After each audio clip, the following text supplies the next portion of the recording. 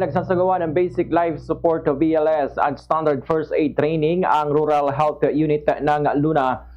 Isabela, simula kahapon yan, February 16 at magtatagal yan hanggang sa Biyernes, February 20. At sa panayam ng Buong Radyo Kawayan kay Ginoong Chris Guillermo, Nurse 2 ng nasabing tanggapan, sinabi niya na mahalaga ang naturang pagkasanay para sa local government unit upang maitatag at mapalakas pa ang Disaster Risk Reduction and Management o DRRM Health Team. Gayon din ang hanay ng rescue responders sa mga barangay.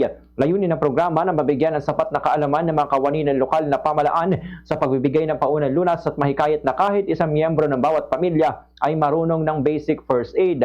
Ayon pa kay Guillermo, may 30 kalahok na sumali sa pagsasanay na pinangungunahan ng 6 na trainers. Taon-taon ay sinasagawa ng lokal na pamalaan ang ganitong aktibidad upang matiyak na may sapat na kahandaan at kasanayan ang komunidad sa pagtugon sa mga emergency o sakuna. Ganito ang bahagi ng pahayag ni Ginoong Chris Guillermo. Ay ang basic life support at susunod po ng standard first aid training. Bale, ito po ay isang kailangan pong training ng ating pong local government unit na kung saan upang i-establish ang ating disaster risk reduction management in health at the same time pagpapalakas ng ating pong response po ng ating LUNA dahil po pinapalakas po natin ang ating pong paghahanda at binibigyan po natin ng importansya na dapat meron po tayong safety officers po.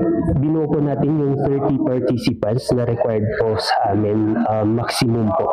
Meron din po tayong 6 na trainers. Samantala, ayon naman kay Ginoong Pablo Mariano Jr., isa sa mga kalahok sa naturang aktibidad, mahalaga ang pagsanay lalo na pagdating sa first aid. Ibinahagi niya na isa sa pinakamahalagang natutunan niya ay ang tamang pagresponde sa mga sanggol na nahirapang huminga o nabulunan, rescue breathing at choking response para sa mga baby. Dagdag pa niya na bilang first-timer, napagtanto niyang napakahalaga ng ganitong pagsanay lalo na isa rin siyang kawani ng lokal na pamahalaan. Anya, tiyak na ma-apply niya ang mga natutunan hindi lamang sa trabaho kundi maging sa personal na buhay, lalo na sa pagbubuo ng sarili niyang pamilya balang araw. Ganito ang bahagi ng pahayag ni Ginoong Pablo Mariano Jr. Lalong-lalo na patungkol ito sa first aid. Ang pinaka natutunan ko dito is yung for rescue briefing para sa mga baby. So soon, magkakaroon tayo ng alagang baby.